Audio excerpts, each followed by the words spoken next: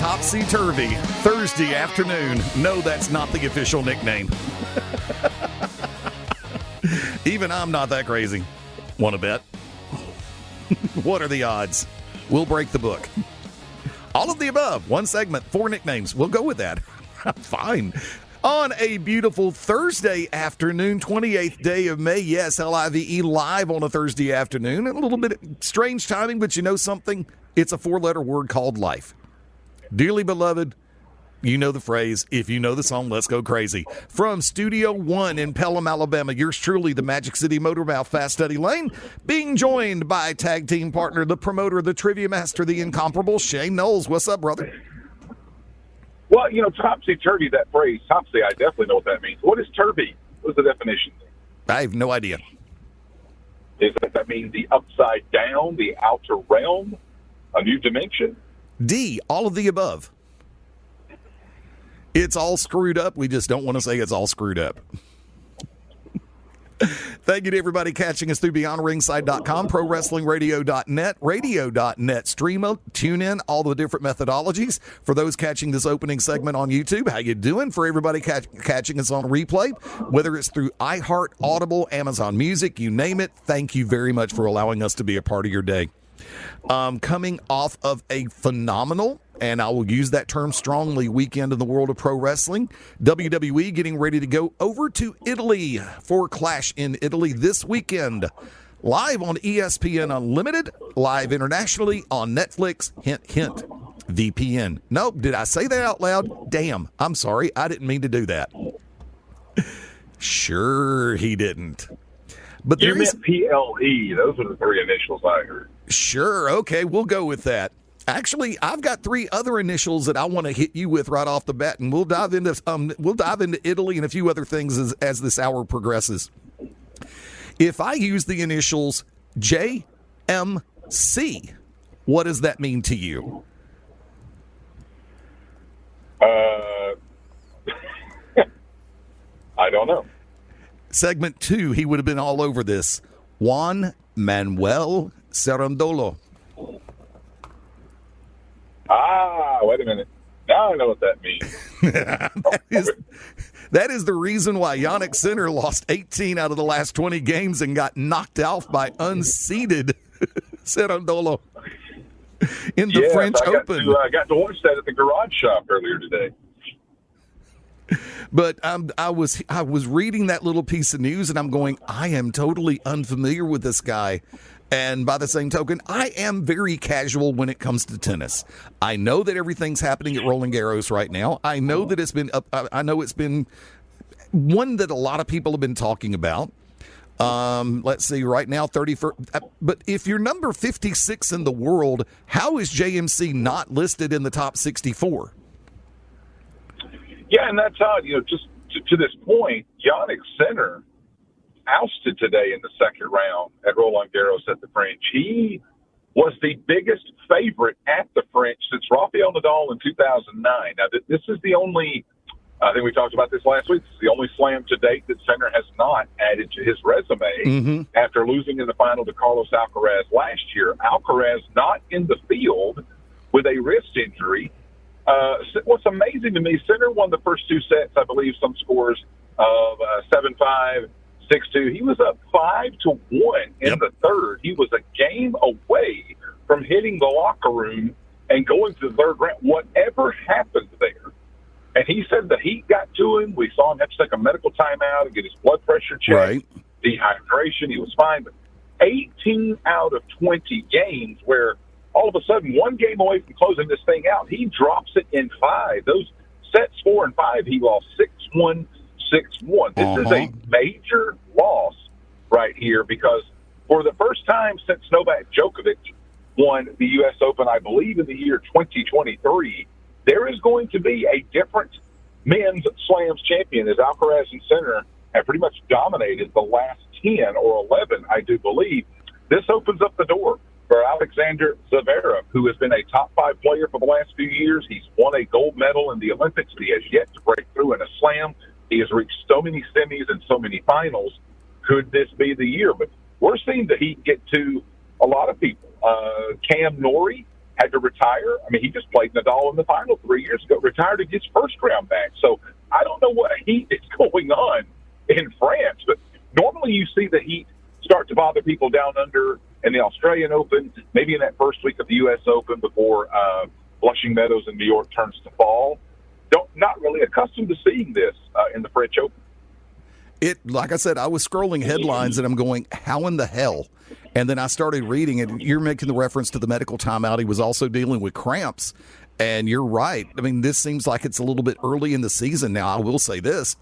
In central Alabama, my home market, the humidity has been off the rest, out of the rest area. So you're having to continue down that interstate because that rest area ain't humidity.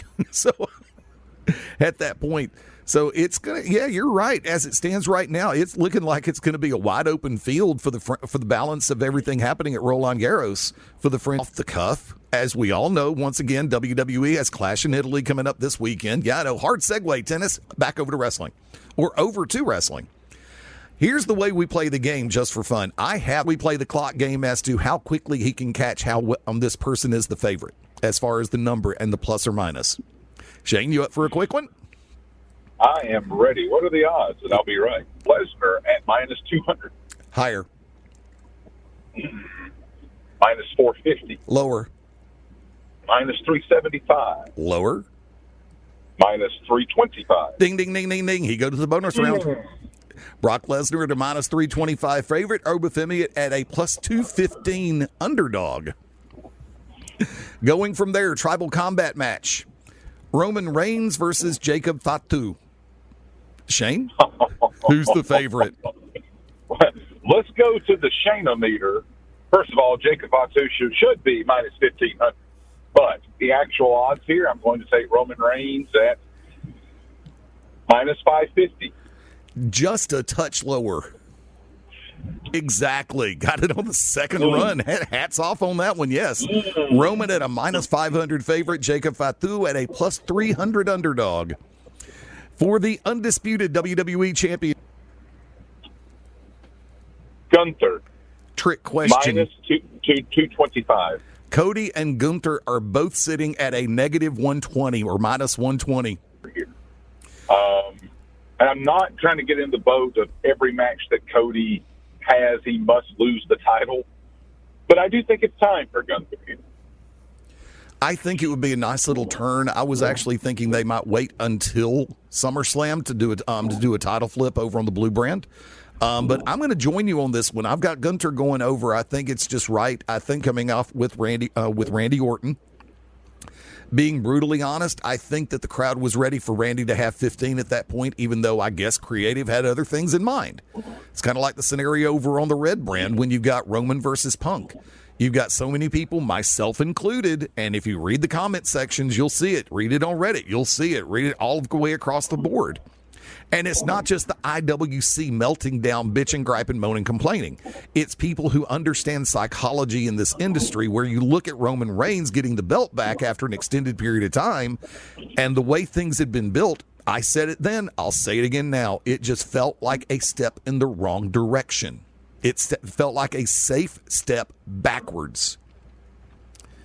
To where it's like in CM Punk and Randy Orton that have not been booked doing anything on television. Now, Randy kind of popped the cork on it when he said, guys, relax. I'm just milking it. I'll be back soon. I get that. I appreciate it. I loved it. Randy being, with the candid nature as always. I think so many people pop for that. It's like, too long, buddy. Come on back. We miss you. The question is, when he comes back, how do you write him back in? An immediate return would have been a lot more simple in order to do that. An extended absence, yes, absence does make the heart grow fonder. But I think once again, WWE is going to have to pull a rabbit out of the hat, and I don't even think AI can help them write Randy back in a logical, sensible way. Women's Intercontinental Championship match at Clash at Italy this weekend. You got Becky Lynch defending against Sol Ruca. Shane? Who's the favorite? Becky Lynch minus 600. Sol Ruca is actually the favorite. Whoa. Well, then go ahead and give me those odds because I just busted them terribly. Saul Ruka minus 300, Becky Lynch plus 200. Wow. This is the one case where I would actually bet against the grain. I said that on Tuesday night. I'll say it again right now. I think that Saul's time up on the main roster has been a question mark. Tremendously gifted athlete. I started to say in-ring performer. I've watched a lot of her stuff down at NXT, but by the same token, I will reiterate previous comments from myself, and there have been a lot of people agree with me on this. Saul needs to slow down just a little bit. It's one thing to work at an accelerated pace. I get that. But when you're going fast to the point where you're making mistakes and possibly putting yourself and your opponent in danger, slow down just a little bit and be smart about the execution, especially on some of these moves that she does. So I'm actually going to go against it. I'm going to go ahead and I'll say give me Becky Lynch for the win and still. And the other match I have questions about. For the WWE Women's World Championship, Rhea Ripley defending against Jade Cargill. Shane, who's the favorite? Well, maybe I'm going off, and this is just a pause here, but, it was an article over the weekend with quotes from Mark Shapiro and Ari Emanuel saying that Cody Rhodes, Roman Reigns, and Rhea Ripley were the three cornerstones to them of WWE, and that's who they'll be building it around. Now, I don't have a problem with that, but I don't know about saying it publicly. Two, I also think that was kind of the deal 3 or 4 years ago with those three. So based on all that, I'll say Rhea Ripley minus 475. Higher.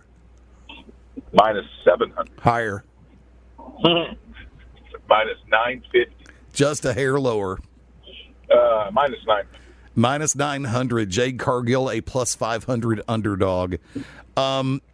Ripley is in that dangerous air where she doesn't need the championship to be over, although the majority of the fans love her as champion.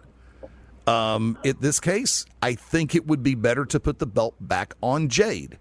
Now, I'm going to get added on that one, and I'm fine with that. When you have been in the spotlight for a certain period of time, and I have a very high level of respect for Jade Cargill. Great look, great style, occasionally makes the mistake, but guess what? Who doesn't? It's pro wrestling. We're going to have mistakes, botches, and oopsies every once in a while, kind of like Charlotte's outfit. More often, I'm wondering if she's trying to catch up to Tiffany Stratton. But the fact stands, I think it is going to be a sink or swim time for Jade. I think Hollywood may be knocking on the door, kind of like it is Samoa Joe right now, which that's another story for a little bit later. But as it stands, I'm going against the grain. I'm going to go ahead and say I've got Jade Cargill for the win. Shane? I think Rhea retains, but with you, I would not mind if Jade Cargill won it back. I wouldn't mind it either. Speaking of Samoa Joe, this weekend or this week, he made the comment. Actually, it was last night on Dynamite, which I did watch most of. They did a backstage segment with the Ops, and Joe made the statement that Hollywood's calling. Well, we all know that Joe's been. I think the show that Joe is a part of is Metal Wars, something of that ilk, and it's been renewed for a new season. So he's getting ready to go tape that. Yes, I said tape. Leave me alone. He's getting ready to go film that, tape that, video that, get it ready for. I'm going to production on it. There you go. We'll work on that one too. So he's going to be missing for a little bit of time, and dude, more power to you. I mean, look, with all due respect, I joke about Dwayne and migrating off to Hollywood, and Roman go ahead and go to Hollywood, or Jade possibly going to Hollywood. If you have an opportunity to better yourself and your financial standing to where you're not killing your body doing this, go for it and make the money. Legit.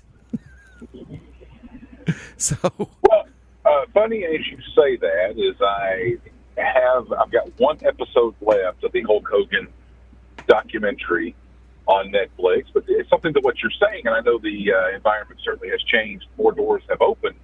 But just being reminded that back in 1982, Hogan had gotten a call from Stallone about playing Thunder Lips in the movie Rocky III, and Vince McMahon Sr. said, absolutely not. And he said, why? He said, because you're working here. We need you in Charlotte. We need you in San Francisco. And he said, I'm going to do the movie.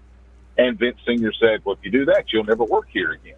Okay, cool. And he goes and makes the movie, which was an outside venture to do. And guess what? His star had risen even more by the time. And of course, I know about the transfer of power, so to speak, between Vince Sr. and Vince Jr. But what you're speaking to, yeah, if any of these guys or gals have an opportunity, take it.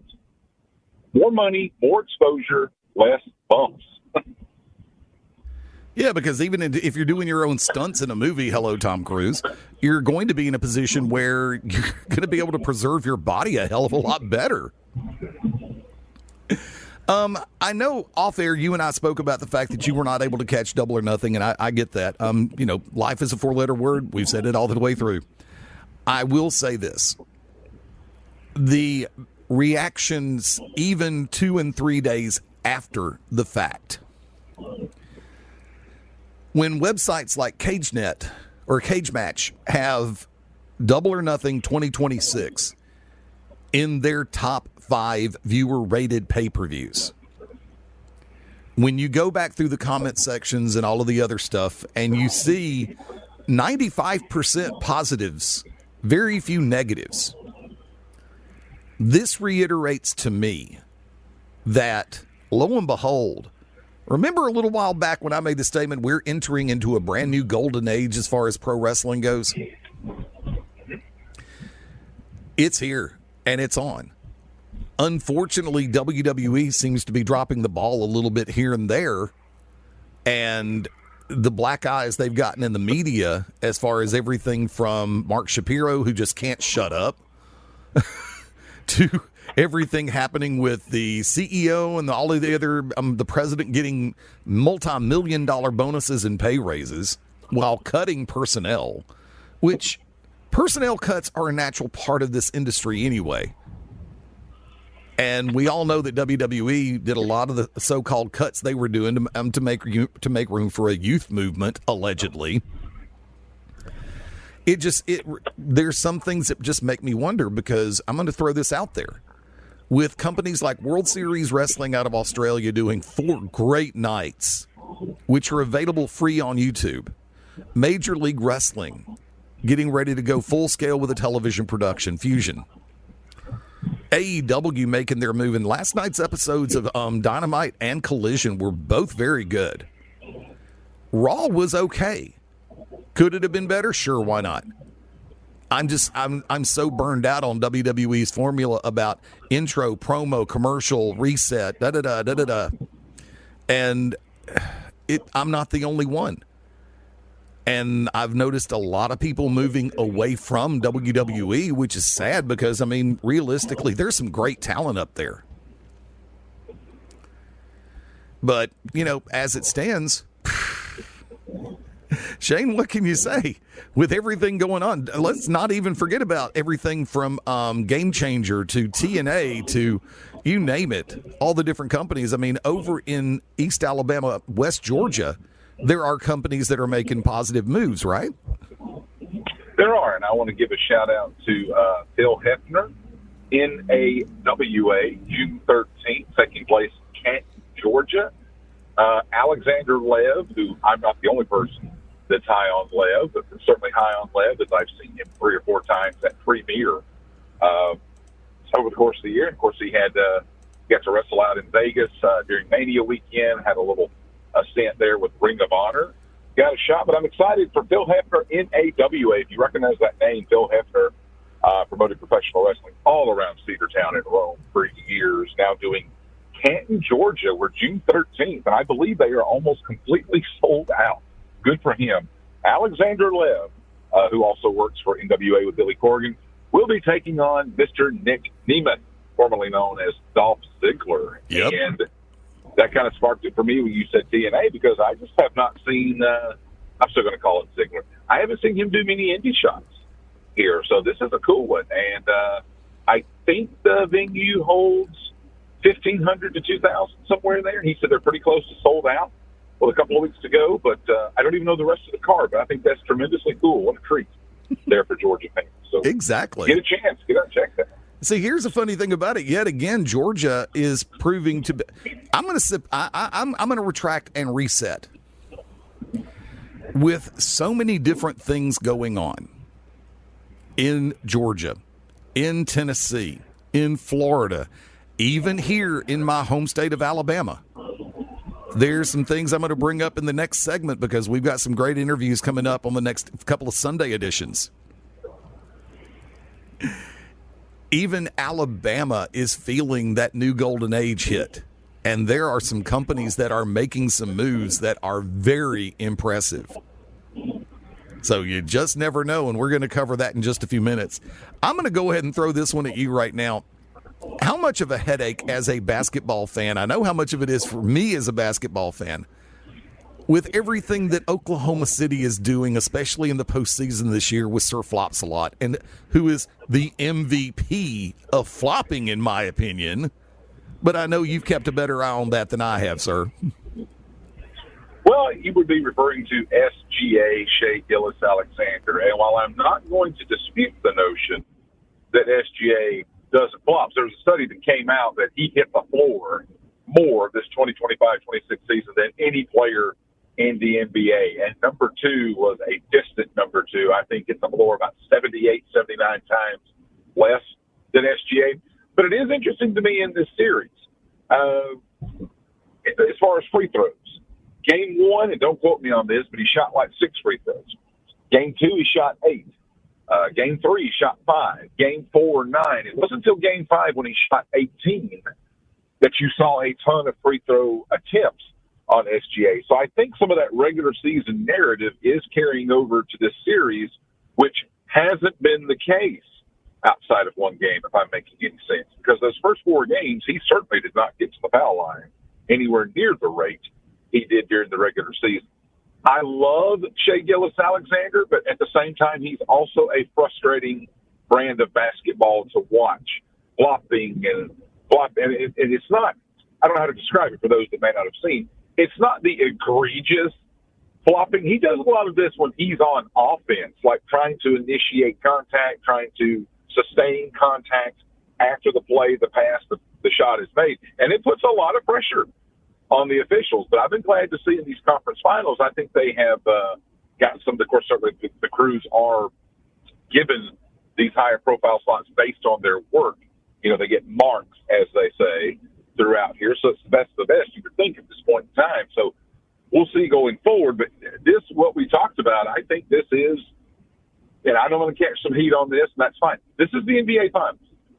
And that can speak to a larger degree here. I don't want to dismiss what the New York Knickerbockers, the Knicks, have done. They have reached the NBA Finals for the first time since 1999. Cool. I'm very happy for them. Only 99? Correct. They have not won a title since 1972. By the way, okay. We could get into that about the Congresswoman that wanted to take a shot at our sitting president for saying that he was going to attend a New York Knicks finals game. And she's like, I bet he doesn't keep up. He can't even name any players from the 1993 championship team. Well, the Knicks didn't win the title in 1993, so there's nothing funnier than when you try to insult and you're wrong as well. But I digress. You can edit that out. I'm not going to. I'm leaving it. The Knicks, it was. I enjoyed seeing this because once they eliminated the Cleveland Cavaliers, who, by the way, shame on them for, I think, everything short of quitting in that series in Game 4, losing 130-83 to close it out. But good for the Knicks. And I was talking to someone at work about this. The Knicks have just made the NBA Finals. The finals have not started. They have not won a game in the finals. They certainly have not won the championship. But you saw the city of New York take to the streets and celebrate with flags and chants and banners on. When's the last time you saw that for someone that just reached the NBA Finals? That is normally reserved for a trophy celebration type deal. But there are some long-suffering fans that have not seen the Knicks win a title since 1972. And I will say this, though. I said I didn't want to dismiss it, but I remember in 1999 how excited the Knicks were to go to the NBA Finals, and the Knicks are kind of like the Cowboys. Every time we go, we're going to win because of who we are. I remind you, they lost that series to the Spurs in a sweep. Could history repeat itself? We will see. We will see. Because I know that the next matchup is tonight between Oklahoma City and the San Antonio Spurs. Right now, the Spurs are a 3.5-point favorite, with the over currently sitting at 218.5. Who are you taking tonight? Well, the Thunder look to, close this out and go to the – by the way, if the Thunder do play the Knicks, that's going to be a lot of orange and blue in the NBA Finals. Pretty similar color schemes there. Look, I hate to say it all comes down to one player, but it does come down to one player. Victor Wembanyama in games 1 and 4 for the Spurs, absolutely dominant. Over 30, 40 points, they won those games. Game 2 and 3, he's at 20 points or under. And game 5, and they lose those. So they kind of go as Wemby goes. Eddie, I do think the Spurs actually win tonight. It's so hard to eliminate someone on their home floor. On the road. I think we go 7. I think we get Thunder and Spurs. Would that be Saturday or Sunday? So is that game 7 if necessary? I do think it's Saturday if we get that one, because the NBA Finals tentatively scheduled to begin Wednesday, June 3rd, if I have my dates correct there. Working on that right now. Keep going. Yeah, so I think, I do think there would be a game 7 on Saturday, but you're asking me who. I'm taking the Spurs to win tonight, and I'm taking the over 218. I'm actually taking the Spurs and the under. I think this is going to be one of those cases where the Spurs play smart defense, which they are very capable of doing. And Wembanyama, strong in the rebounding category. I believe he's been averaging 9.5, and I think he probably hits a double-double tonight, both scoring and in rebounds. So, you've got tonight at San Antonio, and then Saturday is going to be, if needed, I believe, in Oklahoma City. So I think the Spurs could actually wrap this thing up on the road. Oh, so you got the Spurs winning 6 and 7? I'm taking that. I'm going to go ahead and do that. I like it. I've called Danhausen. He has officially uncursed me from wagering. Kind of like he uncursed the Knicks. I'll take that. I mean, it cost me $7.99 and a fish sandwich from Arby's to break the curse. So that I think the fish sandwich hurt me more than the $7.99 did, because of the fact that I actually like Arby's fish sandwich. It doesn't suck. Which now, before we hit this break, which we got a quick one coming up. Matter of fact, hold that thought, because I am actually going to hold up and ask that question of Shane after this break. Back in 5 on the live side, about a minute and a half on the replay. This is Beyond Ringside Live.